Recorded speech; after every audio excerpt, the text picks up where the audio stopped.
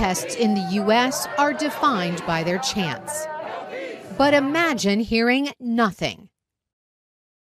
This is reality for the deaf.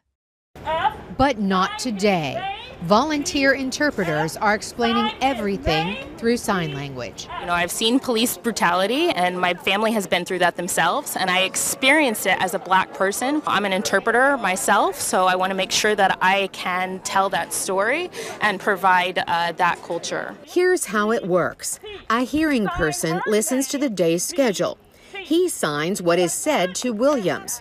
Williams, who is deaf, interprets it into sign language for the group. So their protest march begins with a unique chant that turns heads. George Floyd is the Black man who died in police custody. His death sparked nationwide protests. They sign his initials, GF, at the end of their chant, a call and a response. When I see the call and response and I see people fighting for access, my hands join that conversation just as dramatically and loudly and proudly as the people who are using their voices. No justice, no peace. It is loud on the streets that lead to the White House. Friday, the Washington, D.C. mayor renamed this area to Black Lives Matter Plaza. Volunteers painted the words in enormous yellow letters that stretched for 3 blocks.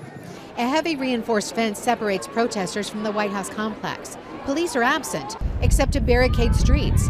It is the largest protest in Washington of the past 6 days, peaceful and diverse.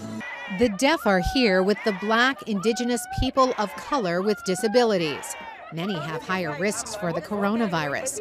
Terhouse Clark, an Ethiopian American, took a chance to attend.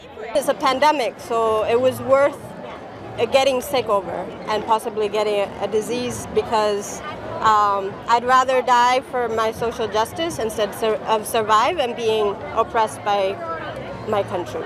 Despite that coronavirus threat, interpreters like Williams cannot wear masks. It's not just reading lips, you know, but actually part of the grammar is in some of the movements that we make with our mouth and with our eyebrows. So the structure of the language is actually partially included in the face.